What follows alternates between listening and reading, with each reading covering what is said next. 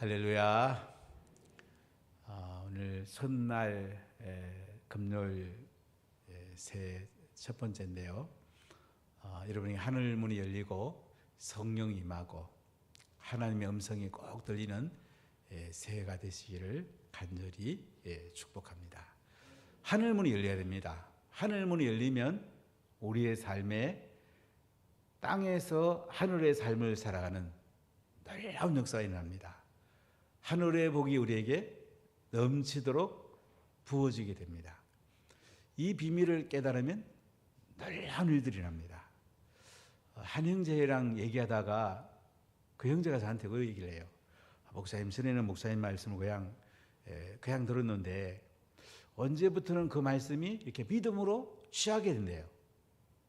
목사님 말씀대로 하나님 말씀대로 이루어질 것이 믿어지신다는 거죠. 그때부터 목사님 사업이 열립니다. 지금 사업이 너무너무 잘 됩니다. 불경기 가운데도 아주 잘 되고 있습니다. 믿음으로 취한다는 말이 굉장히 와닿더라고요. 하나님이 아무리 많이 부어주어도 믿음으로 안 취하면 나하고 상관이 없어요. 하늘 문이 열리고 하늘에서 내려오는 은혜와 복을 믿음으로 취하면 내 것이 되는 거예요. 그때부터 하나님의 놀라운 역사가 일어나기 시작합니다. 여러분, 이 역사를 경험하기를 축복합니다. 믿음으로 취하세요. 비가 아무리 많이 내려도요, 그릇을 안 내놓으면 그냥 비는 흘러가 버립니다. 그릇을 내놓으면 어떻게 해요? 거기에 담겨요. 담기는 것만큼 내 거 되는 거예요. 그릇도 좀 큰 그릇을 내놓으세요. 조만한 요런 그릇 내놓지 말고, 그죠? 할 수 있으면 큰 그릇 내놓으세요. 그릇에 하늘의 복이 쌓일 때 어떨까요? 우리에게 놀라운 일들이 나죠. 아마 하늘에서 돈이 떨어진다 그러면 온갖 거 다 내놓을 거예요, 그죠? 하늘의 복이 떨어질 때 여러분 좀 마음을 크게 가지시고 큰 그릇을 만드세요. 그럼 우리의 삶에 하늘의 복이 풍성해지기 때문에 살아가는 그 자체가요, 이 땅에 살지만은 하늘의 은혜와 복 가운데 살아가게 되고, 믿음으로 취하고 나면 하나님 주신 것이 얼마나 대단한가, 이거 내가 한 게 아니구나, 하나님이 하셨구나, 겸손하게 되고요, 하나님께 정말로 감사하게 됩니다. 여러분, 세례요한 보세요. 그는 많은 사람들이 몰려왔을 때에 자기를 높이지 않았습니다. 내 뒤에 오시는 분은 능력이 많으신데 나는 그분 신발 들기도 감당지 못하겠다. 참 겸손한 분이시죠. 사람들이 좀 잘 되면 막 자기 드러내고, 그죠? 자기 높이고 싶은 마음이잖아요. 근데 세례요한은 사람들이 예루살렘 성전으로 가는 게 아니고 광야에 있는 세례요한에게 사람들이 몰려왔어요. 그때 세례요한은 회개의 세를 줍니다. 물세례를 주는데 진짜 회개하고 하나님께로 돌아오라는 거죠. 그때 세례요한은 뭐라고 그래요? 나는 물로 세례 주지만 나보다 더 크신 분, 뒤에 오시는 분은 성령과 불로 세례를 준다. 여러분, 성령 세례를 받으기를 축복합니다. 성령 세례를 받아야 돼요. 다른 길이 없어요. 하여간 성령 받으면 하늘에 온갖 좋은 것들이 함께 오는 것입니다. 그리고 예수님은 세례요한에게 세례를 베풀어 달라고 그래요. 그래서 세례요한이 뭐라고요? 아이고, 제가 주님께 세례 받아야 되는데 어떻게 제가 주님께 세례를 베풉니까? 이제 허락해라. 의를 이루는 세례를 베풀어 달라고 그래요. 예수님의 세례는 우리가 받는 세례하고 달라요. 우리는 죄 씻음 받기 위해 세례를 받는데 예수님은 인류의 모든 죄를 짊어지고 십자가에 죽으시는 결단에 의를 이루는 세례를 받으십니다. 그리고 하늘에서 이제 성령이 내려오죠. 하늘이 열리고 성령이 내려와요. 이런 내 사랑하는 아들이요 내 기뻐하는 자다. 예수님 하나님 아들이란 말이죠. 기뻐하는 자란 말은 예수님이 우리를 대신해 십자가에 죽으시고 부활하실 것을 말씀을 해요. 완전한 사람의 아들이에요, 그죠? 죄가 없는 분이라는 거죠. 그분은 동정녀 마리아에 태어나셨고 자기 백성을 저희 죄에서 구원하기 위해서 오셨어요. 그리고 예수님은 성령에 이끌려서 광야로 가십니다. 마귀가 시험합니다. 마귀는 달콤한 가지고 시험하죠. 세상 가지고 시험을 해요. 40일 금식했는데 마귀가 뭐라고 그래요? 이 돌들을 갖고 떡떡이 만들어 먹어봐라. 이 돌 갖고 떡 만들어 먹어봐.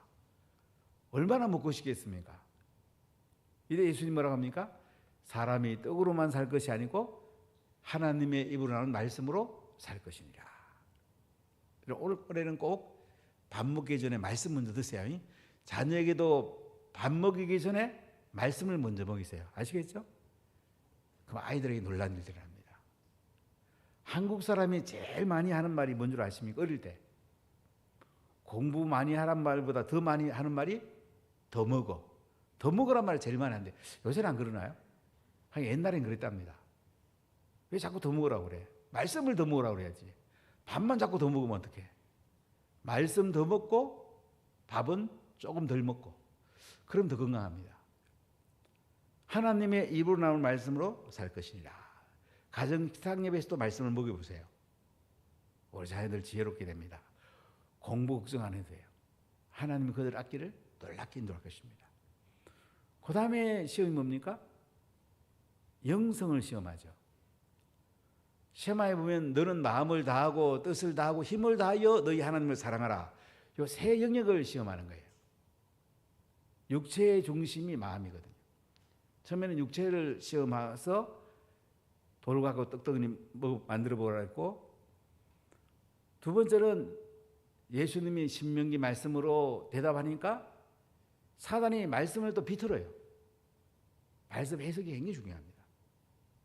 누구 말씀 듣는가 굉장히 중요합니다. 저는 이제 설교 준비하려면 한 30권 정도 책을 읽는데요. 제가 이제 쭉 마태복음에 관한 책 거의 다 사가지고 있습니다. 한 4, 50권은 될 겁니다. 그럼 제가 쭉 읽어봐요. 그것도 읽어보고 저것도 읽어보고. 그럼 제 속에 하나님 주신 그 영감이 있어요. 아, 이 책을 중심적으로 읽었고 또 말씀에서 이렇게 취해야 되겠다. 또 영어 성경을 읽어보고 이렇게 하면서 설교를 준비하는데요. 중요한 게 뭐냐면 정확하게 해석하는 게 중요해요. 여러 가지 책을 읽으면 되게 이제 전체적인 것이 균형이 잡히죠. 아, 이 본뜻이 그구나. 필요한 원문도 한번 찾아보고. 근데 영어 성경이 저는 굉장히 많이 도움이 돼요. 영어 성경이 한글 성경보다 우리가 이해하기가 훨씬 더 쉬워요. 영어는 언어가 풍부하고 또 동사가 우리보다 더 잘 표현을 해요. 그래서 영어 성경 읽어보면 굉장히 도움이 돼요. 저도 오늘도 이게 제일 앞에 영어 성경 뉴킹제임 버전을 적어왔는데 우리 학생들 같은 경우에는 꼭 영어를 읽어보세요. 많이 도움이 됩니다. 또 써보세요. 이 성경을 암송해 버리면요, 그 다음 영어는 굉장히 쉬워요. 특히 뉴킹제임스 버전을 읽는 게 제가 볼 때는 제일 좋아요. 그 다음에 아니면 NASB를 읽든지 원문에 좀 가깝고 잘 번역이 됐습니다. 말씀을 마귀는 계속 비틀어서 해석하려고 그래요. 여기서 이제 이단이 나오는 거죠. 또 적용해도 비틀어서 적용하려고 그래요. 우리가 하나님 말씀 들어도요, 각자 듣는 게 다 달라요. 어떤 사람은 내가 세상에 복 받기 위해서 말씀 듣는 사람은 또 그 수준으로 말씀 들어요. 어떤 사람 말씀대로 듣자는 그 말씀의 수준에서 말씀 듣는 분이 있어요. 이 사람이 최고 하나님께 가까이 가는 거예요. 사람마다 그 채가 있어요. 제가 시골에서 농사를 지으면 그 채도 다 이게 구멍이 다 달라요. 아주 촘촘한 게 있고요. 또 얼금이라고 이렇게 구멍이 숭숭한 게 있어요. 어떤 채로 말씀을 걸는가 굉장히 다른 거예요. 근데 마귀도 말씀을 갖고 예수님을 시험하잖아요. 이때 예수님께서는 또 말씀으로 정확하게 해석해서 정확하게 적용해서 승리하십니다. 그러고 나니까 이제 또 마귀가 높은 산에 예수님을 데리고 와가지고 천하만국을 너한테 줄 테니까 나한테 절해라. 명예 시험이에요. 권세 시험이에요. 사람이 명예를 얻는다 그러면 또 거기에 약한 사람들이 있거든요. 어떤 사람은 권력을 가지면 또 되게 약해지더라고요. 그거 넘어서야 되는데 예수님께서는 또 시험의 말씀으로 다 이겨냅니다. 주 너희 하나님을 시험하지 마라. 마귀는 떠나가고 천사들이 예수님을 수종 들었다. 이렇게 말씀합니다. 사람들이 대체적으로 이제 시험 당하는 것이 육체의 정욕, 안목의 정욕, 이생의 자랑이에요. 이것이 너희는 마음을 다하고 뜻을 다하고 힘을 다하여 너희 하나님을 사랑하라. 마음의 영역, 뜻의 영역, 힘의 영역. 이 영역을 하나님이 우리에게 사랑하라고 그랬는데 마귀는 그 영역을 시험하는 거예요. 우리가 먹고 사는데 초점 맞추다가 말씀이 뒷전갈 때 혹시 없으세요? 또 말씀을 자꾸 내 식으로 해석해가지고 잘못된 길로 빠지진 않으세요? 이단들이 바로 말씀을 잘못 해석한 거예요. 그 다음 명예나 권력을 좋아해가지고 또 말씀을 놓치진 않으세요? 사단은 계속 시험을 합니다. 예수님 여기에 승리합니다. 여러분 새해는 승리하기를 축복합니다. 항상 승리하기를 축복합니다. 예수 이름 들고 나가면 마귀는 도망갑니다. 마귀가 되게 힘이 센 것 같아도요, 예수님 앞에는 벌벌 떨어요. 예수 이름으로 명하노니 마귀는 떠나가라. 마귀는 떠나가. 마귀는 떠나갑니다. 참 예수 이름은 대단합니다.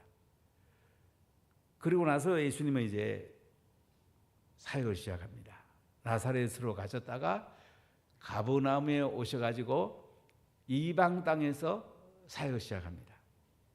이사야 9장 1절 2절을 완성하시죠. 허감에 앉은 백성, 사막의 그늘에 앉은 백성들이 빛을 봤다. 예수님은 큰 빛으로 오셨어요. 예수님을 만나는 사람마다 어둠에서 빛 가운데로 나옵니다. 절망에서 소망으로 나옵니다. 무지에서 지혜로운 사람을 바뀌게 됩니다. 참 놀랍죠? 예수님을 만난다는 것은 빛 가운데 사는 거예요. 하늘의 빛이 우리 가운데 온 거예요. 그리고 예수님은 회개하라, 천국이 가까이 왔느니라. 이렇게 사역을 시작합니다. 세례요한도 회개하라, 천국이 가까웠느니라 했는데 같은 말이라도 수준이 너무너무 다릅니다. 세례요한은 사람이 낳은 아들 중에 가장 뛰어난 선지자예요. 예수님은 하나님 아들이에요. 똑같은 말씀을 해도 격이 달라요. 회개하라, 천국이 가까웠느니라. 세상 길로 가던 사람들이 하나님 길로 돌아오라 이거예요. 죄 있는 데서 이제 돌이키라 이거예요. 그러면 천국의 삶이 시작이 된다 이거예요.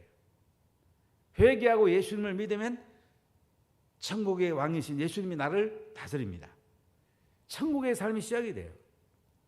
땅에서 천국의 삶을 사는 것이 이게 최고의 행복이에요. 자꾸 우리는 행복을 자꾸 딴 데 찾아. 이 땅에서 가장 큰 행복은 이 땅에서 하늘의 삶, 천국의 삶을 누리면서 왕 되신 예수님께 경배하고 왕 되신 예수님과 함께 은혜 가운데 살아가는 것.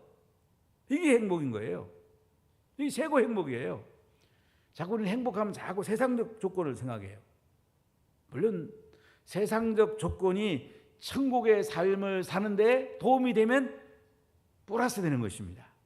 그러나 세상적 여건이 천국의 삶을 사는데 마이너스로 작용된다면 이건 해로울 수도 있어요. 그렇기 때문에 우리가 진짜 회개하고 예수님과 함께 천국의 복을 누리며 천국의 삶을 살고 있는가? 여러분 예수님 안에 가면 참 편안하지 않습니까? 참 신비하죠. 어려움이 있어도 이길 수가 있잖아요. 또 하나님 이기게 할 것이 기대가 되잖아요. 희망이 생기잖아요. 하나님 나에게 승리의 깃발을 줬잖아요. 이 승리의 깃발을 들고 예수 이름 부르면 마귀 도망가거든요. 어떤 환난도 우리가 이길 수 있거든요. 참 놀랍지 않습니까? 우리는 이미 이겼습니다. 할렐루야. 우리는 승리했습니다. 예수님과 함께 승리했어요. 매일매일 승리하는 삶을 사는 거예요. 천국의 삶을 산단 말이죠. 근데 예수님은 사역을 시작하신 뒤에 한 1년 뒤쯤에 제자를 삼습니다.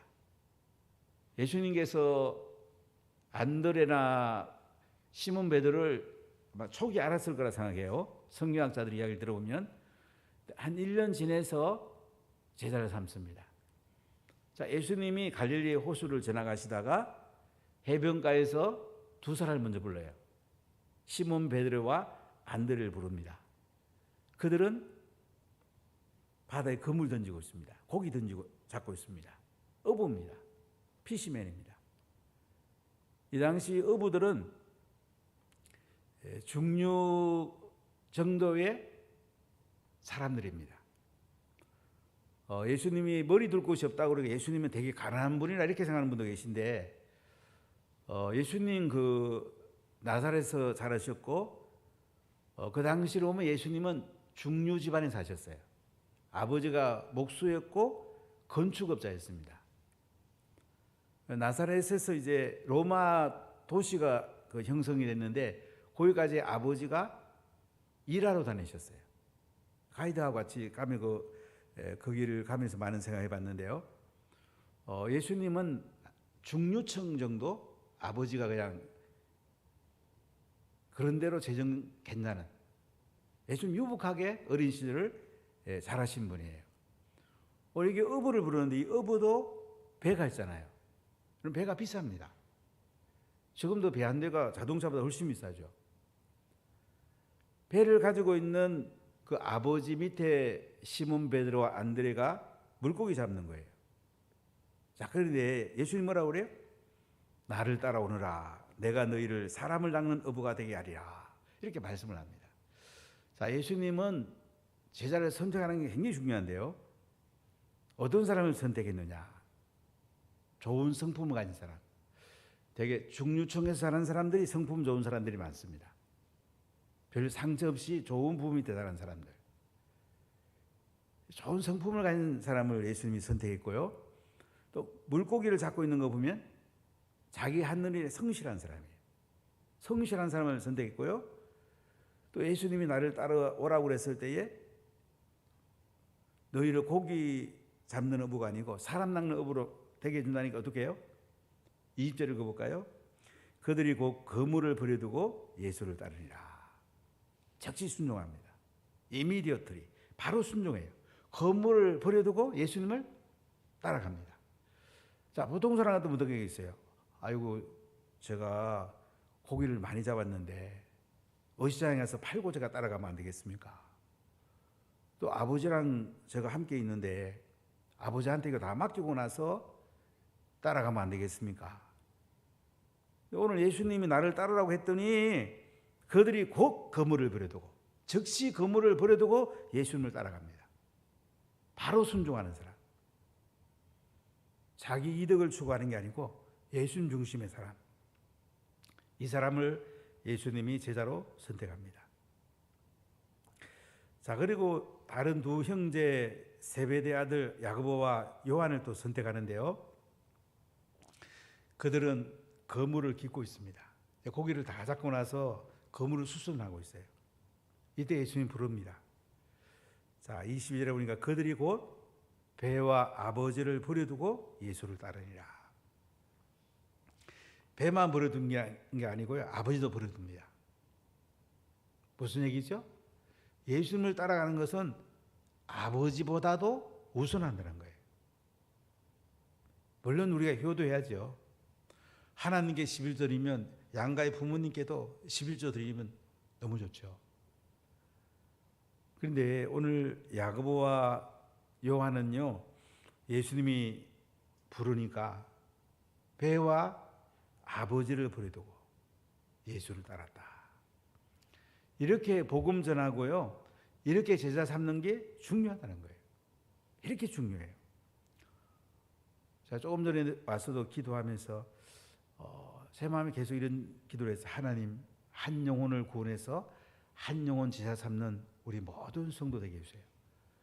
저는 아무리 기도해봐도요, 한 영혼을 전도하고 한 영혼을 제자 삼고 한 영혼 구원하고 한 영혼 제자 삼는 거.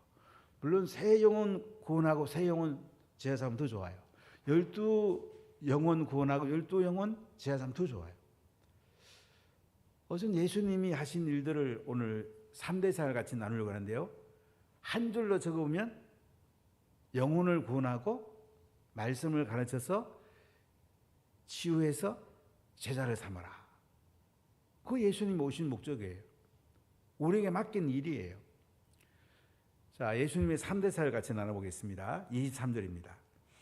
예수께서 온 갈릴리에 두루 다니사 그들의 회당에서 가르치시며 천국 복음을 전파하시며 백성 중에 모든 병과 모든 약한 것을 고치시니. 자, 예수님이 온 갈릴리를 두루 다니십니다. 갈릴리라 그러면 이스라엘의 북쪽입니다. 제일 남쪽이 유대고 가운데가 사마리아고 갈릴리 호수를 중심으로 북쪽이 갈릴리입니다. 예수님은요, 이 갈릴리를 두루 다니십니다. 제가 오래전에 수원중앙침례교회 그 김양한 목사님 비서했던 분이 목사님이 돼가지고 미국 유학 갔다 와가지고 그분 세미나에 딱 굉장히 제 깊은 깨달음이 하나 있었어요. 그분이 그 얘기를 하시더라고요. 예수님은 변화가 많은 곳에서 목회하셨다. 갈릴리 호수는 고기를 잡고 팔고 또 이방 사람도 있고 다양한 사람이 살아요. 변화가 많은 갈릴리 호수에서 예수님은 사역하시고 변화가 없는 예루살렘에 올라가셔가지고 십자가에 못 박아 죽임을 당했다. 목회를 하려면 변화 많은 동네 가서 목회해라. 바닷가에 오래된 사람들이 사는 그런 동네가 말고 이방 사람 유입도 많고 변화가 많은 동네에서 목회할 때에 목회가 살아난다.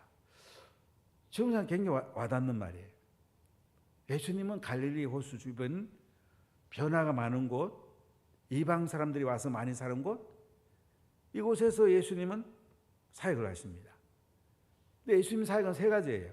첫 번째가 뭡니까? 회당에서 가르치시며.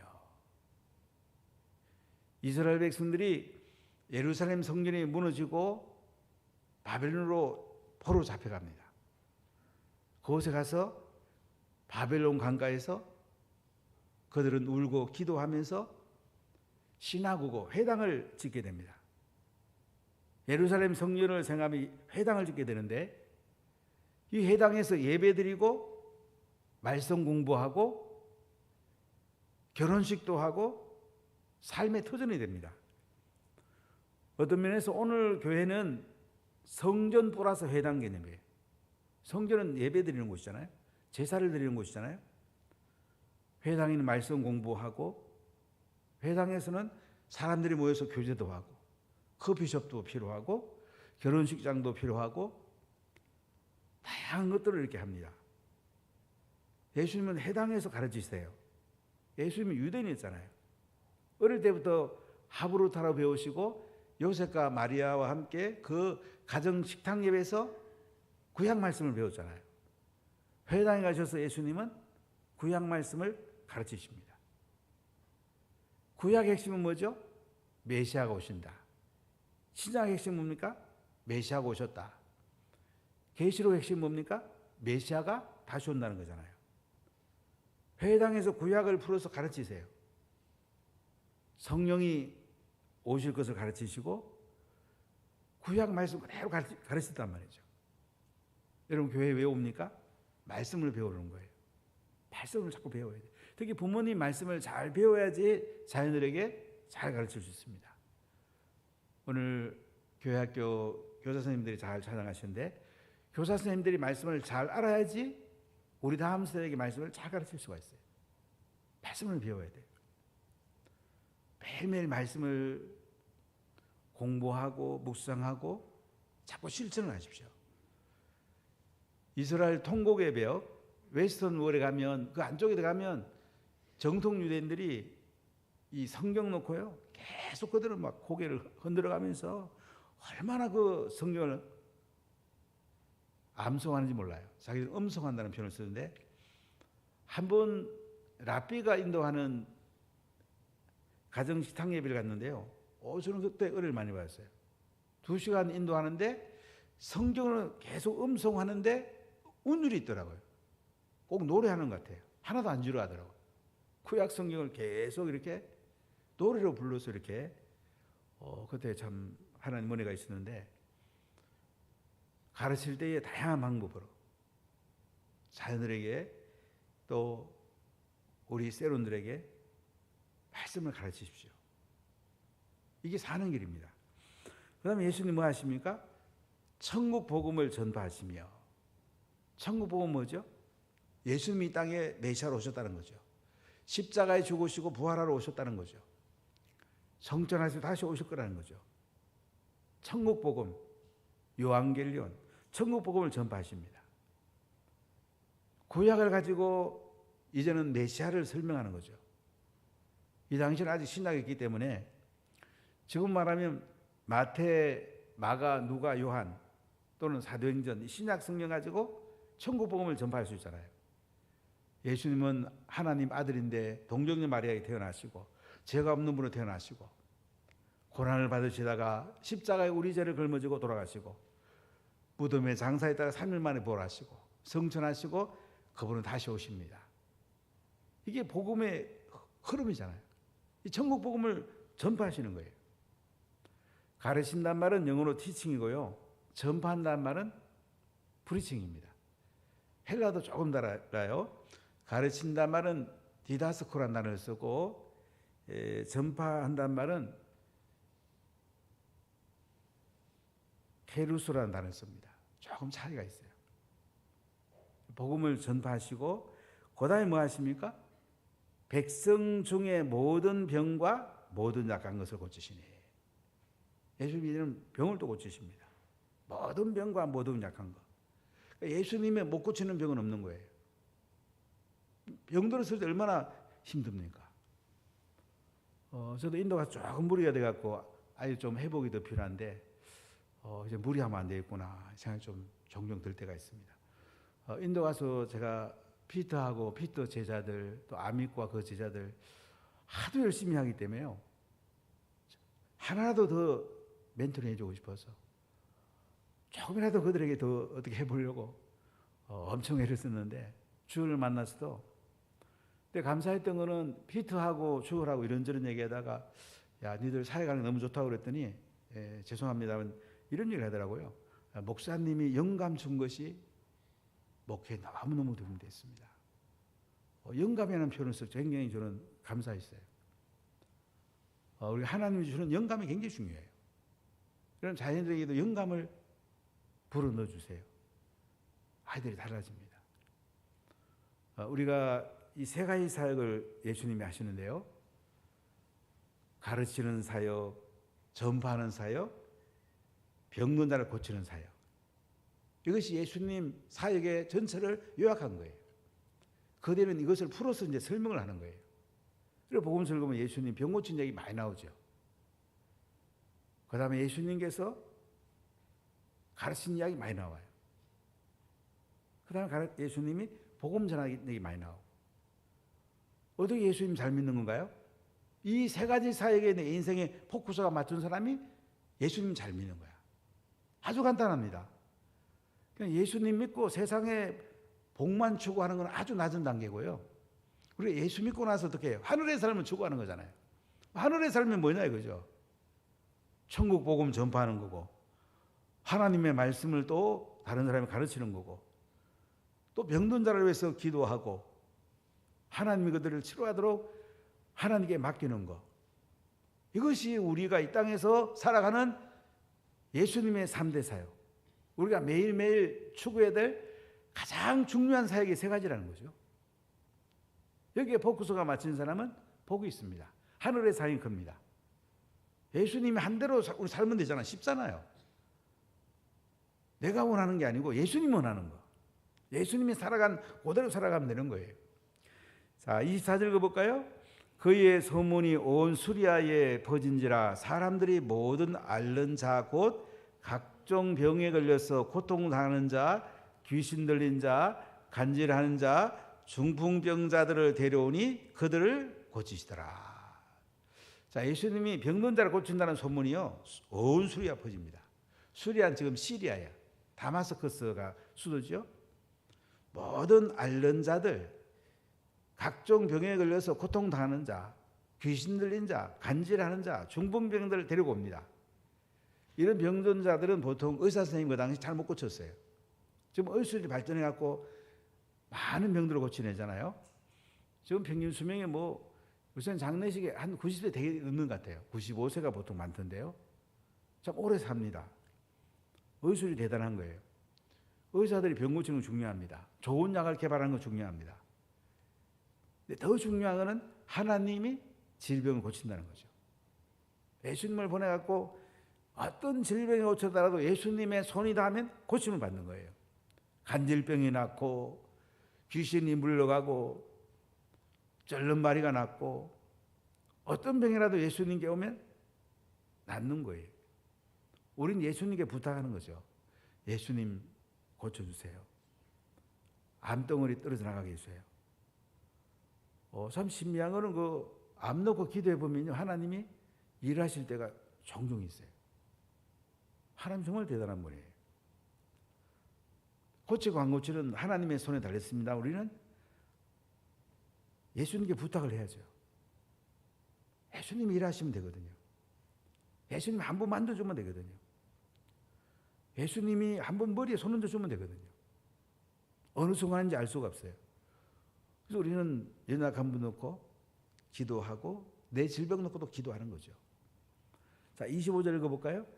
갈릴리와 데가볼리와 예루살렘과 유대와 요단강 건너편에서 수많은 무리가 따르니라. 갈릴리. 지도 한번 보여줄래요? 데가볼리는 이 갈릴리 호수 남쪽입니다. 데가볼리 있죠? 데가볼리란 말은 10개의 폴리스. 데가볼리란 말은 헬라어예요. 데가 10, 폴리스. 이쪽에는 다양한 뭐 베레아라든지 여러 도시들이 있습니다. 요르단 갔을 때 이쪽 쭉 한번 가봤는데요. 데가볼리, 그 다음에 갈릴리 위에 지금 시리아, 수리아, 그 다음에 사마리아, 유대, 요단강이 가운데 있죠. 갈릴리 호수에서 이 사해까지는 한 110km쯤 됩니다. 이런 지역에 예수님이 이제 있는 사람들이 예수님께로 왔다 이거죠. 갈릴리 중심으로 예수님이 살겠는데 주변에 있는 사람 예수님께 왔어요? 병 고침 받으려고. 병 고침 받는 건 중요합니다. 이 땅에 건강이 얼마나 중요합니까? 암만 돈을 들여서라도 내 병 고치려고 그러잖아요. 근데 병 고침보다 더 중요한 게 있어요. 죄인이 구원받는 거예요. 한 영혼이 죽게 돌아오는 거예요. 죄의 병을 고쳐내는 거예요. 하나님의 진노 아래 있던 사람이 하나님의 품에 안기는 거예요. 그럼 복음을 통해서만 가능합니다. 십자가에 죽으시고 부활한 예수님을 통해서만 우리가 구원을 받습니다. 구원받으면 예수님과 함께 영원한 나라에서 함께 살고 이 땅에서 예수님과 함께 하늘의 삶이 시작이 되는 거예요. 예수 믿는 순간부터 우리는 이 땅에서 이미 구원을 받았고요. 구원받는 순간부터 하늘의 삶이 시작이 되잖아요. 얼마나 놀랍습니까? 예수님은 전인적인 사역으로 한 걸 보시죠. 병든 자 고치고 말씀 선포하시고 천국 복음 선포하시고 또 말씀으로 길러가지고 제자를 삼으시고 그들이 또 다른 사람들에게 말씀을 선포하고 복음 선포하고 병 고치고 또 말씀 가르치고 이게 이제 영혼을 구원하고 제자 삼는 거예요. 예수님이 하신 일을 아주 간단히 말하면 천국 복음을 들여서 영혼을 구원하고 그들을 고치고 또 말씀을 가르쳐 가지고 제자를 삼아 갖고 그들이 또 다른 영혼을 그렇게 제자 삼게 하는 거. 여기 이 땅에서 예수님 오신 가장 중요한 일이고 예수님 하신 사역의 가장 핵심이에요. 그거 하는 게 제일 중요한 거예요. 그래서 우리가 한 명 전도 한 명 제자 이렇게 올해 한번 우리가 습관을 가져보자고 그랬는데요. 행복한 습관입니다. 결국 예수님은 이 3대 사역을 통해서 앞으로 복음서에 어떻게 기록될 건가 그거 우리가 한눈으로 보이잖아요. 새 사역으로 다 이렇게 볼 수가 있어요. 내 삶이 예수님이 산 대로 살고 있습니까? 예수님의 방향과 내 방향이 일치합니까? 이게 가장 예수님이 사역한 대로 살고 인생 마칠 때 뒤돌아봤을 때에 예수님 앞에 가서 하늘에 사모하는 사람에게 다 예수님이 하신 복음 선포와 말씀 가르침과 구원 합으로 다 해야죠. 그러면서 우리 인생에 가장 영광스러운 거예요. 또 자녀를 많이 낳아요. 이게 알맹이에요. 그 방향으로 달려가면서 예수님과 참 이 놀라운 일들이 저한테 그러시더라고요. 왜 눈물을 흘리시면 쭉 얘기를 하세요. 목사님 이제 신년 제가 글 쓴 게 목사님 저 할 말이 없더라고요. 나중에 아밀과 피터와 아부 말지만 성교 보통 돈 갖다 주는 성교 사례주고 세워가는 예수님이 한 대로 하는 걸 통해서도 눈물을 흘리시더라고요. 영광 돌리시고 구원의 산영은 제가 삼 이런 인생 한번 살아봅시다. 할렐루야. 기도하겠습니다. 성령을 부으시고 예수님이 살기 원하는 한 영혼씩 제자 삼아 나가는 일, 여기에 내 인생에 초점을 맞추고 역사해 주시기를 소원합니다. 하나님, 우리 장로님들을 축복해 주시고 우리 권사들에게 서리집사, 명예집사 천국 복음을 전해서 그들이 구원받고 구원받은 그들에게 신구약속 지하 삼고 또 그들이 또 다른 사람을 주시기를 소원합니다. 성령님 기름 부으세요.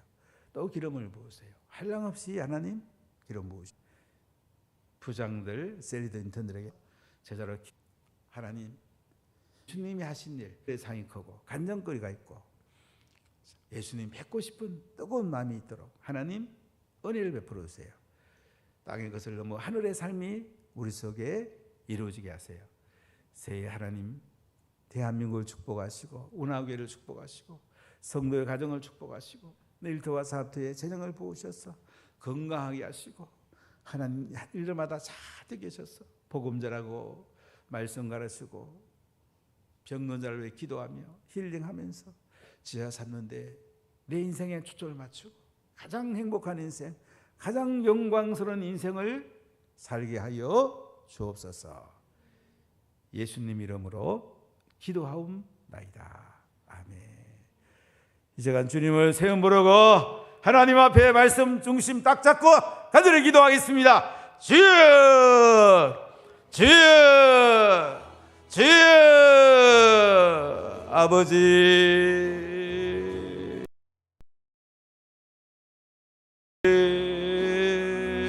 주여.